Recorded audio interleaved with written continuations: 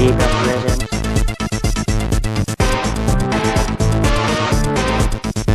a Playguide video review. Sit back and enjoy the show.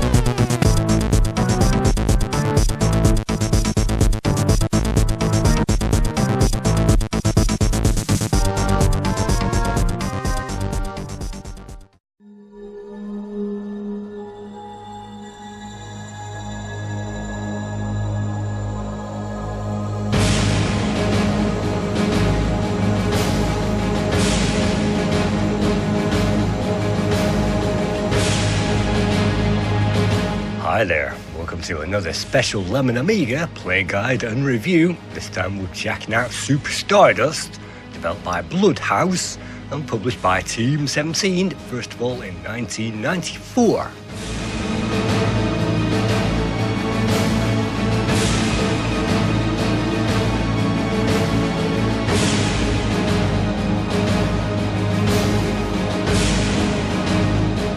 This is the CD32 version that you're looking at the moment, and that was released on the CD in 1995, and it's the same Super Stardust, but it comes with a new intro where you can see more of what's going on in the pre-story.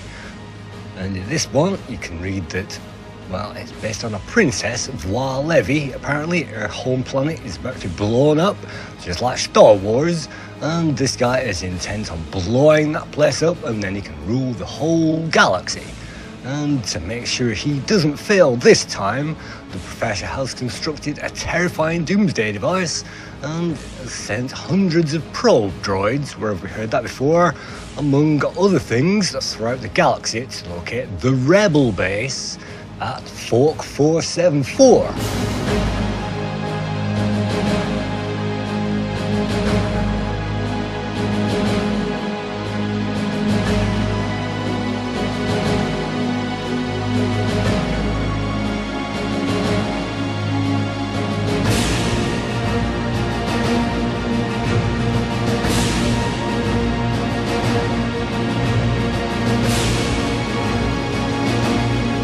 After the first game, we are now master of the galaxy, and so this guy is now hell-bent in taking us down, so we are target number 1.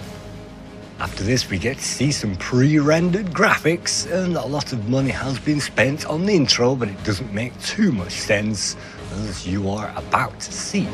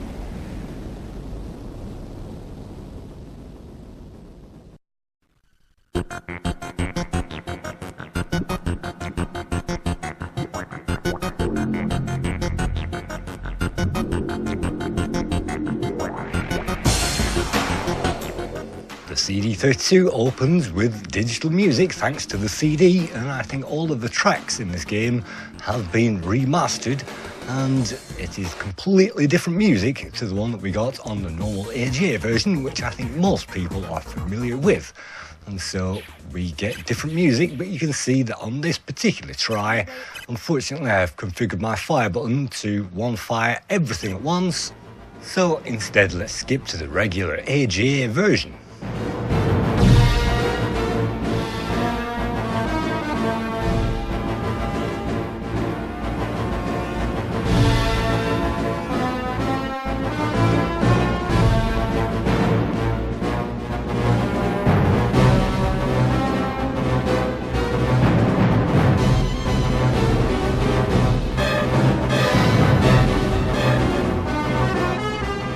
on the 5-disc AGA release, we get some music which sounds even more like Star Wars than the AGA CD32 version, and we also get a cut down version of the story where we get to see some of the lines in the CD, but you can't see all of it, and you can see this guy has ruined his plans, that means us, and so the professor is now back in business.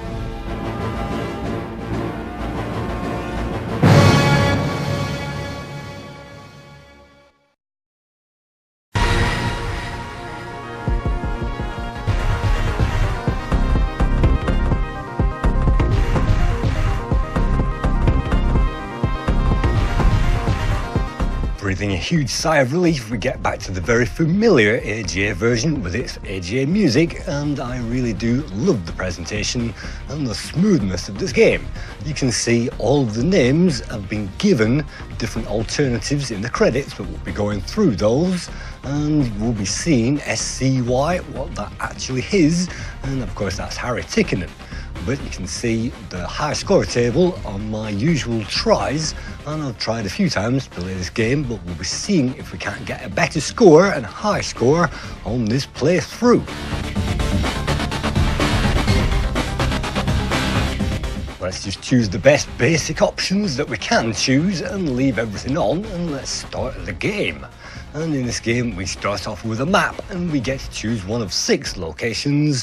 One of those will at least hold another fire weapon, and we definitely need to upgrade our firepower in this game.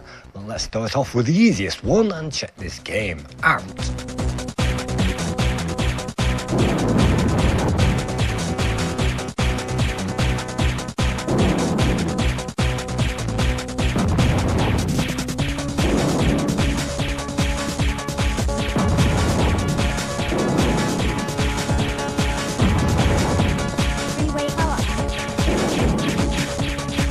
Anybody who's familiar with asteroids should be instantly familiar with the type of gameplay that hasn't really developed since the 1970s, and you can see that this has been updated, and we can see some 3D ray traced asteroids and some different colours in the background and some power-ups as well, and those power-ups will toggle through a number of options, and in this case S gives me more shield power.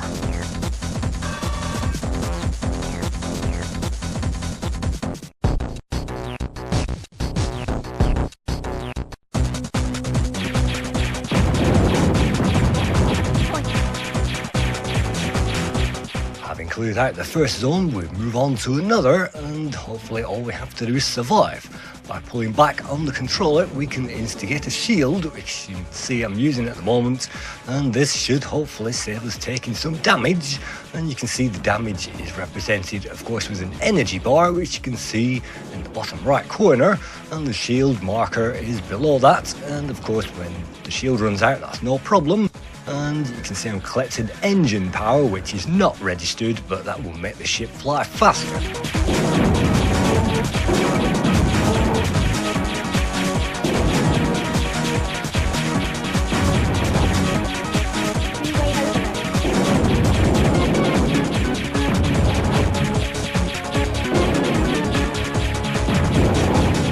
Start of the game, we are only given this weedy 3-way firepower, and we can upgrade that in 3 stages I believe, but those G's should give us a firepower upgrade. Unfortunately we can only power that up to a grade 3, and we have done, otherwise we'll get a 3-way overload, and we have not collected any more weapons, so you can see on this one possible weapon transport. Let's try to find a new weapon, and then those G's won't be wasted. And one tip for this game is definitely go for the weapons first, and then all of those G's will go to another weapon as soon as you've powered this 3-way up to the maximum.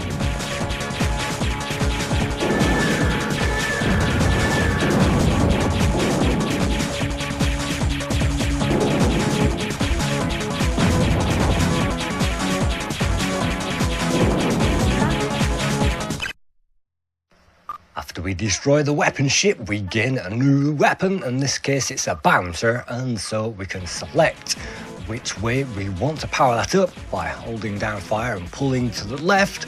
that means that that weapon is selected, and by holding down fire and pulling to the right on the power-up screen, that means all of the Gs that we collect, all the power-ups, will be directed to that weapon. So it means that we can have one weapon selected and the power-ups powering up a separate weapon whilst we continue, and that's just what I'm doing at the moment.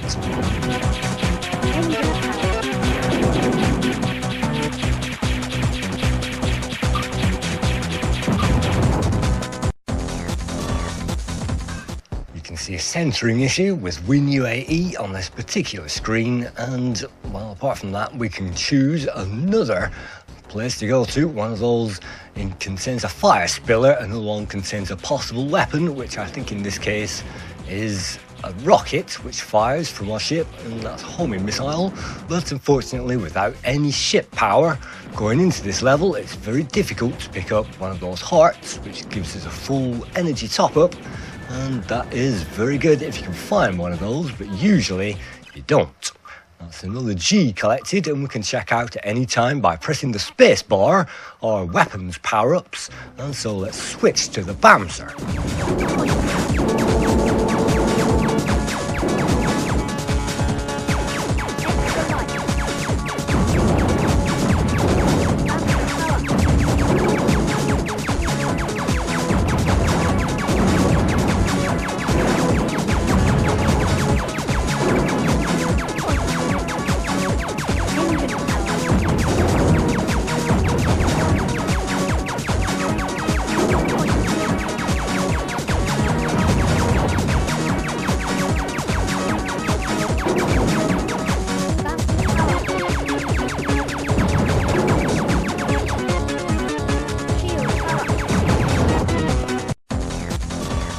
Just like the amazing Deluxe Gallagher on the Amiga, you can see it doesn't take long to build up those power-ups, and now that we are powered up, at least, we get to take on the bigger enemies, and that in this case includes a Predator.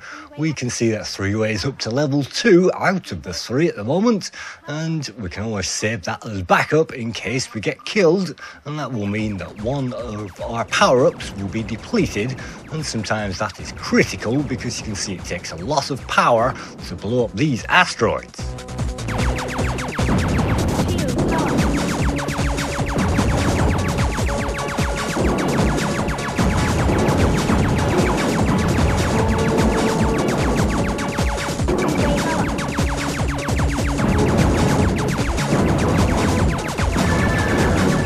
Final power-up means all of our weapons are fully powered up, and with an extra engine power, it should mean that I can get through the last of these guys and hopefully onto the bigger boss at the end of the round.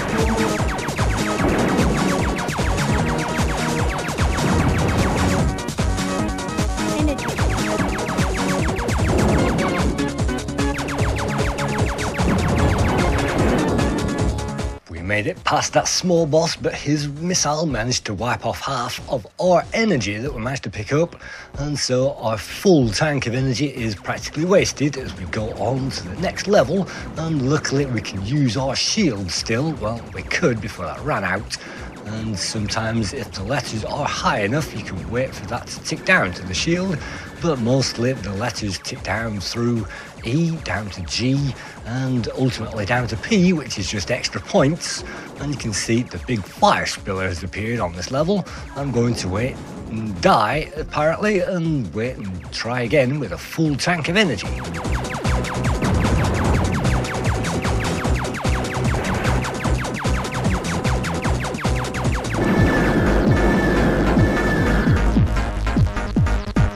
No matter which of the 6 levels you ultimately end up on, finally you'll get to the end of section boss, and the end of world boss in this case is very easy, and sometimes you can even avoid getting hit altogether.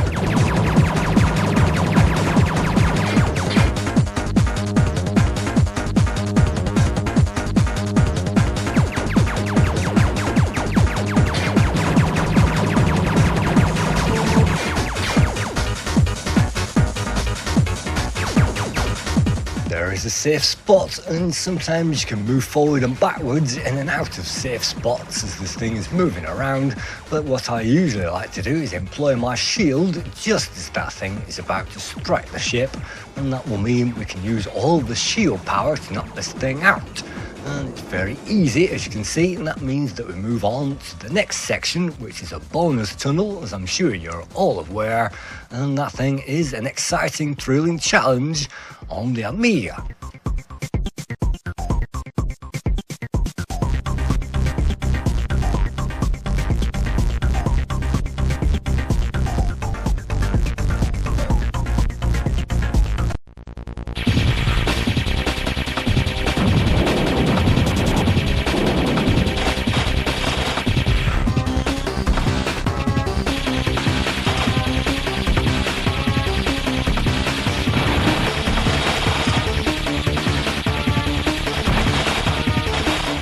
These tunnels are far easier than they were in the Stardust game, and in this case all we have to do is to destroy a bomber, which you can see we have done, and then that leads on to the rest of the level, and you can see mines as well as asteroids. And I remember this was very hard on the Stardust game, and of course extra energy and extra lives can be collected, as well as lots of bonus points. And you can see the time ticking down in the top corner. That's the time left to the end of the level.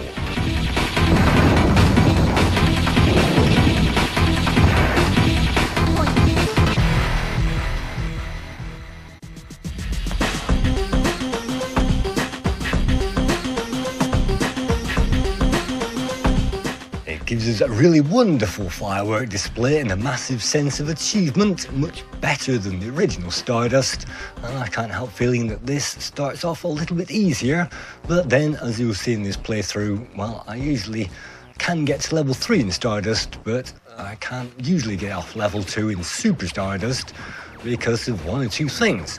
But that's usually my playing ability and not the fault of this game, because I'm sure veterans can get through it absolutely no problem, and as long as you save the shield until absolutely emergencies, there is no reason to die in this game.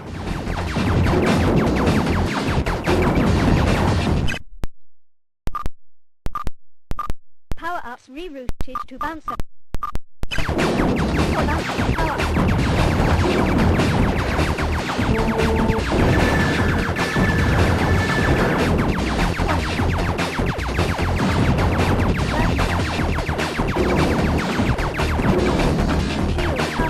That's the plasma weapon collected, and I think it's critical to power up the plasma all the way through, but you can see I missed the G. I think if you power up the plasma, it's possible to get most of the way through the game, or until at least you get a flamethrower later on, and then that means the game is completable. And I definitely recommend getting the plasma as the very first thing on the very first mission of the second section, and that means that you can stand a chance.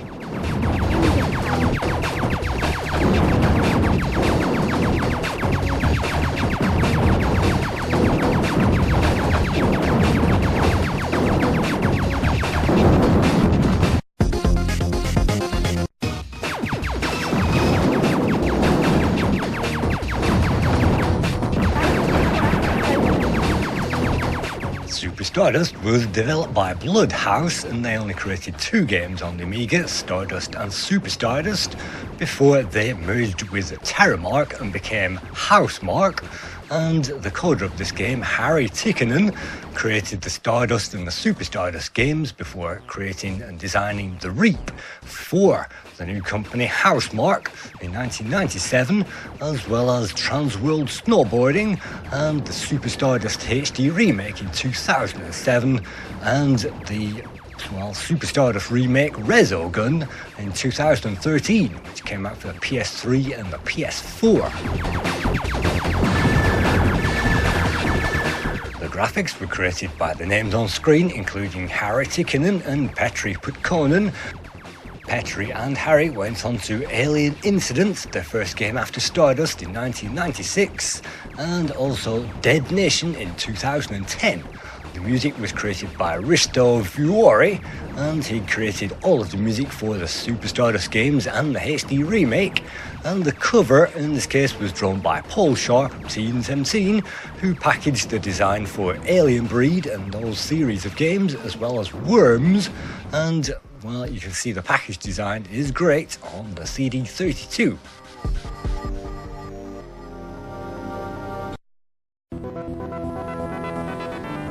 On the Amiga we have died, and we have got the Super Stardust score above our previous one. I think that's probably my highest score, perhaps even of all time, and so that's great. It means we get to enter our name on a glorious background high score table.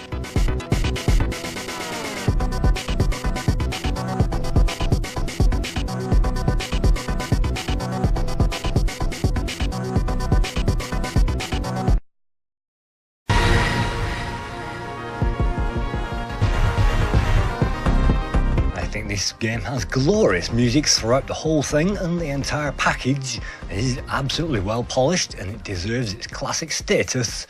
And so let's just skip on forward to the long play created by Iron Claw, and you can see on the long play it includes, if you've seen the Super Stardust Playguide, the exact similar type of missions after the one that we got to, and this is, well, a thrust game. We have to pick up extra lives and extra points. Extra life.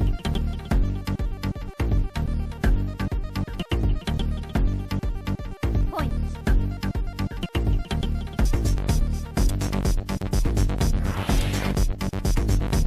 After that we move on to the third world of the 5 in this game. But of course between them we get a relatively easy tunnel section with another boss, and as long as you are good at avoiding these things, that's absolutely no problem. And you can see the tunnel effects in this case are mind-blowing on the Amiga, and it's a pity that none of the games that we've reviewed so far have made use of such good graphic effects. You can see the next world is pretty similar, only with a different background, and hopefully we'll have a better weapon by this time. And it looks like Iron Claw is still using the 3-way, even though he's powering up all of his different weapons. You can see we have to cope with all different kinds of enemies, but they are pretty similar from level 1.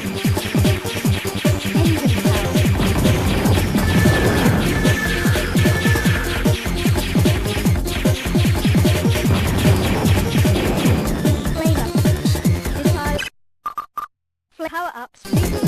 Playable. You can see the amazing flamer available on stage 3 makes stage 4 much easier. Although you don't have the reach, we have, well, he has collected 2 missiles which help tremendously to keep those aliens at bay. And the flamer in this case is perhaps the most powerful close quarters weapon in the entire game.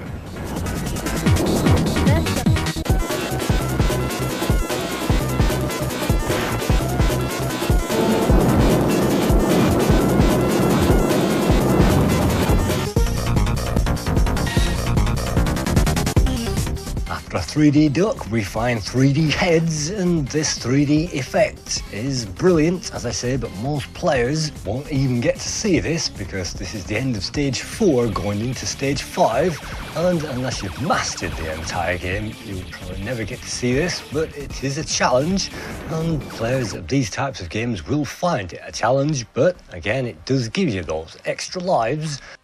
And these sections actually reminded me of the game Fly Harder on the Amiga and on the Commodore 64, and I got very far with Fly Harder on the Amiga, but it is a very difficult game, and these tunnels, well, it's an avoid them up, of course. If you hit something then it's great, but usually just steer around the obstacle. And then we get to level 5, where we can see a rip-off of Battlestar Galactica, and we can also see some asteroids and a few other things that have been, well, ray traced in. It's a field full of them, and you'll just have to get stuck in and defeat them all.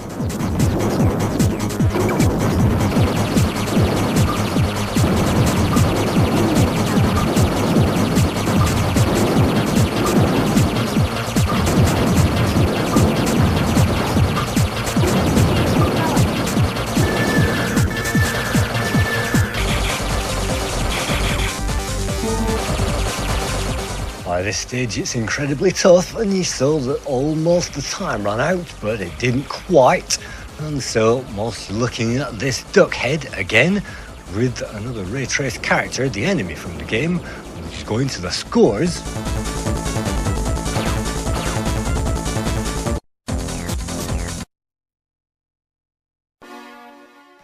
Amiga Joker gave this the low score with 79%, Dato gave it 80%, Amiga Action gave it 84%, the current Lemon Amiga score for Super Stardust is 84%, Amiga Computing gave it 87%, Amiga User International gave this 88%, Amiga Power awarded it 89%, One gave it 90%, C Omega gave it 91%, Amiga Concept gave this 92%, and the highest score went to Amiga Dream, who awarded Super Stardust 95%.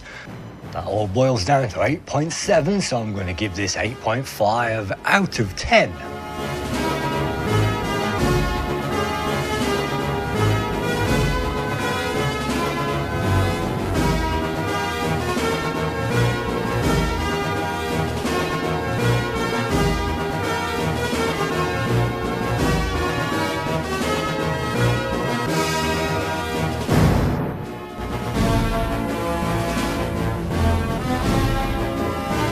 And yes, they never even made a sequel to this game, unfortunately, but they kind of did, because they did bring out Razogun in 2013 for the PS systems, PS3, PS4. So thank you once again for checking out this Amiga classic, and I hope you can check this out and play it again, because it's one of those games which is hard, but it's easy at the same time, so you never ever know what you're gonna get. Thank you.